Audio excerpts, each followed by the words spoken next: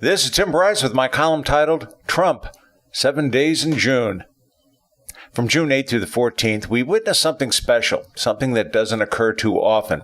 An American president traveling the globe to bring about peace and prosperity for not only our country, but the world as well.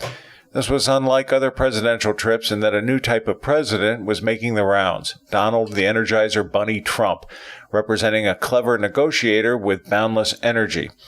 Not only was he willing to go to bat for the American people, but he also represented the interests of many others around the globe, including Europe, Japan, China, even Russia.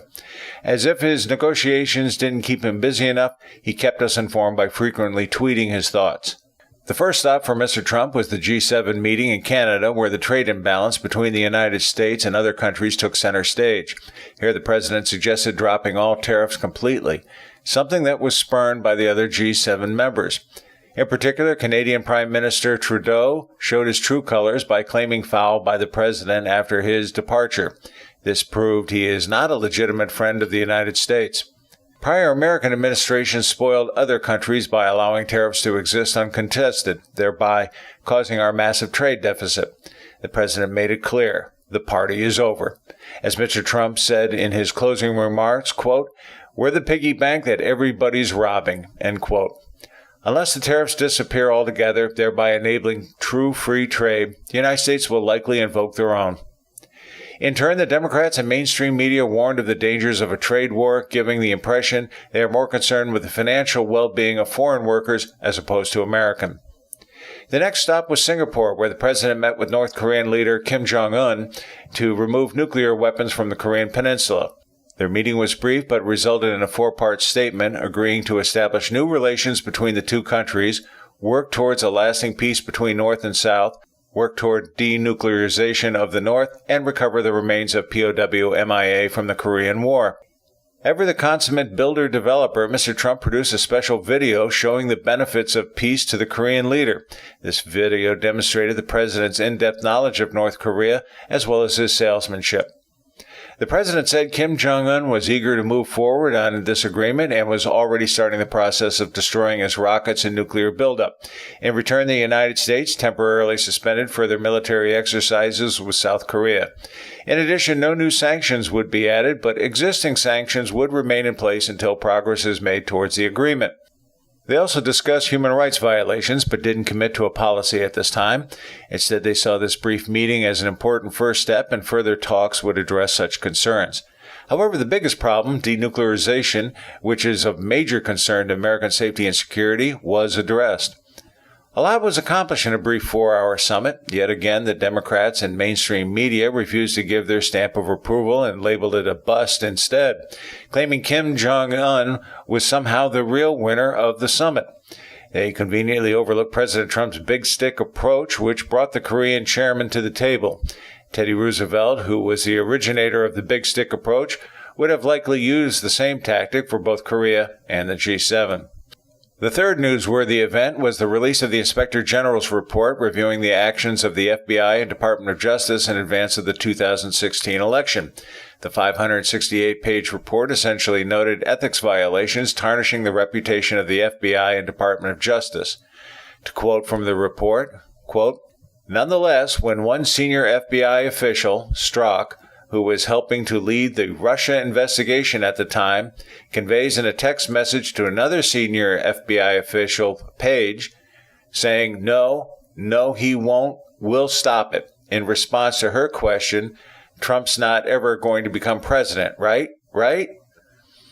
It is not only indicative of a biased state of mind, but even more seriously implies a willingness to take official action to impact the presidential candidate's electoral prospects. This is anti-ethical to the core values of the FBI and the Department of Justice," end quote.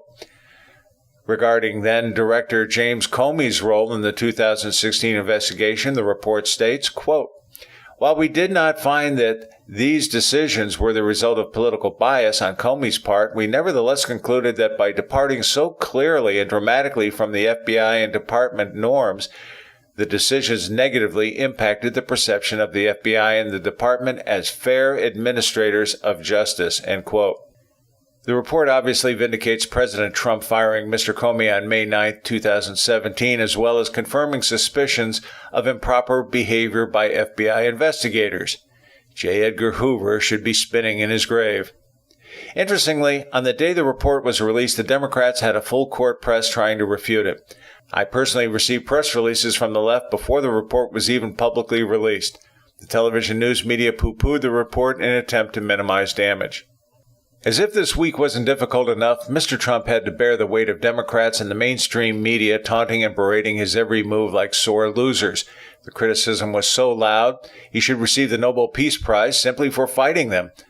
The left has become unglued over the president's success, causing such people as actor Robert De Niro to frequently drop the F-bomb on the president at the recent Tony Awards. In reality, celebrities like De Niro are doing the GOP a favor, as their crass language and rude behavior only strengthens the resolve of the Republicans to turn out the vote. It is also a turnoff to independent voters, which Democrats desperately need in November. Remarkably, the left openly yearns for the economy to crumble and the country to slip into a recession so the president cannot be reelected in 2020.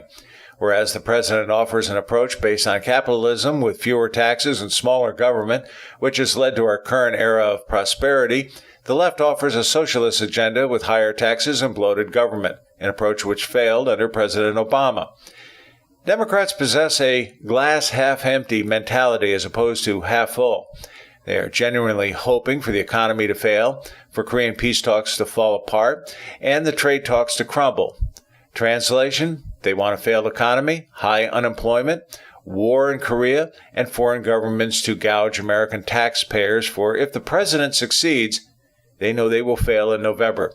They simply have no alternative proposals to offer American voters other than to stop Trump.